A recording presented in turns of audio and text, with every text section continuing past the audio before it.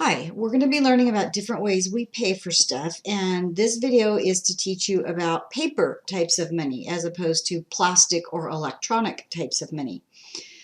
So there are the four. You need to copy that onto your template, your Google Slides template, and I'm going to assume that you already know about cash. You've been using that for a while now, and we're going to learn about these three: checks, money orders, and cashier's checks. So please copy this short list onto your Google Slides template. As we get going, I'm going to be adding a lot of arrows and boxes and stuff to explain what happens first, second, third, etc. And I would like you to do your best to make your slides contain the information that my slides contain. You're welcome to get colorful and creative with fonts and colors and shapes and all that jazz, but basically please make sure that your information matches mine. To do all that stuff, and I'm going to demo this as we go, you need to know how to use the line feature right here. And you also have to know how to insert a text box and a shape. If you would like more details, there's a link to the video in your templates. So we're going to start off learning about checks. So let's say it's Patrick's birthday and SpongeBob has decided that he's going to write a check to Patrick. So what I'm going to do is I'm going to go up here to this little line feature dude, and I'm going to choose an arrow. And I'm going to make an arrow starting from SpongeBob that he writes a check to, you have to go get the arrow again, to Patrick. Now I think those arrows look kind of lame. So what I'm going to do is I'm going to click on the arrow, and then using these tools right up here, you can change whatever you want about it. I'm going to go with hot pink, and you can make it nice and thick if you want. You can change how the ends look, whatever. But I'm going to make them both pink and kind of fat. So that's what happens first. So then what I'm going to do is I'm going to insert a text box, and I'm going to put a text box right here. And in it, I'm going to write the number 1. That tells me that's what's happening first. And keeping with my theme here, I'm going to make this guy nice and big, and I'm going to make him pink. Oops. Oh, that's the border color. I'm sorry, I need to go over here. And pink. There you go, whatever. Same thing, you can mess around with the borders if you want. If you want the border to be a different kind of border, if you want it to be a different thickness, different color, different fill color, you guys can play around with those little features up there. So that's what happens first. So then what happens second is the check might stay in Patrick's pocket for a long time. The money doesn't move until Patrick actually deposits the check. So I'm going to go here, get another arrow. Patrick has to deposit the check into his bank. I'm going to move this around a little bit. And that's what happens second. So I'm going to insert another text box to show that that happens second. So now that Patrick's bank has received the check, now there's some stuff that's going to transpire between SpongeBob's bank and Patrick's bank.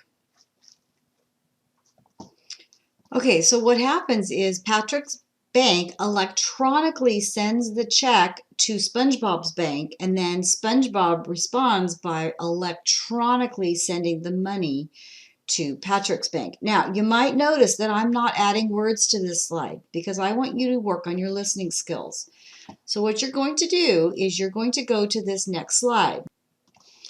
And listening to my video, you are going to explain what is happening first, second, and third with the transaction between SpongeBob and Patrick. And then I would very much like you to use complete sentences, including grammar and punctuation. On your slide, these boxes, these text boxes are blank. Please fill them in. So what happens is the money moves actually when Patrick deposits the check. If Patrick leaves the check in his pocket for a long time, the money is still with SpongeBob. What also happens is if there's not enough money in the account, the check bounces. You guys have heard that word now. That's kind of the casual word. The official word is insufficient funds, and it literally means not enough money. And the bank will charge you a fee, and it's unpleasant. The second thing we're going to learn about is called a cashier's check. And this is a special kind of check. A regular check, like back on the SpongeBob thing, is just a check that anybody can write. But a cashier's check is a special kind of check where the bank writes the check, not you. So let's say Hello Kitty is ready to get her first car, and of course she goes to the Ford dealership and she picks out a pink Mustang, because that's what all cats should drive, right? What she has to do is she has to come up with the money first. So Hello Kitty goes to the bank and she takes her cash to the bank. Now the money might be already sitting in her account, or she might have to show up with cash. But either way, the person behind the counter, and this is why it's called a cashier's check, the person at the bank writes a check for that amount of money. And it's a really pretty check. You can look up what pictures look online. And she gives, or he or she, the teller or whatever, gives the check, cashier's check, to Hello Kitty. Then once Hello Kitty has her cashier's check, she can take that cashier's check to the Ford dealership or wherever she's going to buy something and pay for the car. Now, why do you think a Ford dealership or any car dealership would want a cashier's check instead of a regular check? Well, as we learned from checks up here, checks can bounce. So if Hello Kitty wrote a check for this car and there wasn't enough money in the account, it might be a couple of days before the car dealership figures it out. By that time, she's headed into Mexico and changed her name to Hola Gato. So many high-end expensive purchases will require a cashier's check because it cannot bounce. It's already been funded. It's already been paid for. The money is there. So on the next slide, please take a few minutes and fill out the 3 steps of a cashier's check, again using complete sentences. Fill in the text boxes. It's the bank that writes the check, not you. And what's really nice about cashier's checks is that they are guaranteed by the bank. And they are usually only used for large purchases, like if you're going to buy a car, a house, a boat, really, really big stuff. And I don't want to put too fine a point on it, but they cannot bounce because they've already been paid for in advance. Okay, so the third and last kind of paper money that we're going to learn about is a money order. And a money order looks and acts just like a check, except that like a cashier's check, it is paid in advance. So Stewie is ready for his first apartment, and he wants to rent from Lisa, landlord, of course. So to get a money order, well, Lisa says, you know, Stewie, you don't really have much history, and I don't know that you're going to have enough money in your account to pay your rent, and I'm really afraid that that check is going to bounce.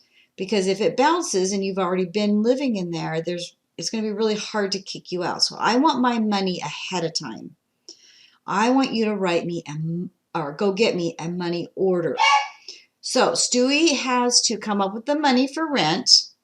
And this is kind of a 2-part deal. So on the first step, he's got to come up with the money for the rent. And he's got to go to any one of these places. My dog. There's all kinds of places where you can get a money order. There's a short list right there, and you can copy that onto your thing. But they don't do this for free. They charge a fee. So Stewie also has to come up with a small fee, and I've seen it anywhere from $1 to $7. They're all over the place.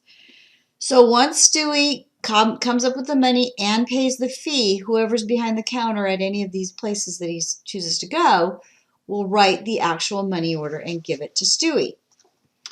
Then Stewie can give the money order to Lisa, the landlord.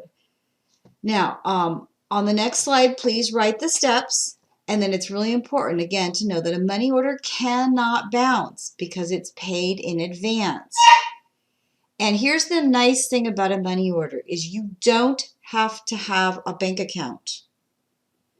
You can just take cash to the 7-Eleven or wherever and turn it into a money order. So if you're young and you haven't got yourself set up with a bank account yet, whatever, that's a nice way to go.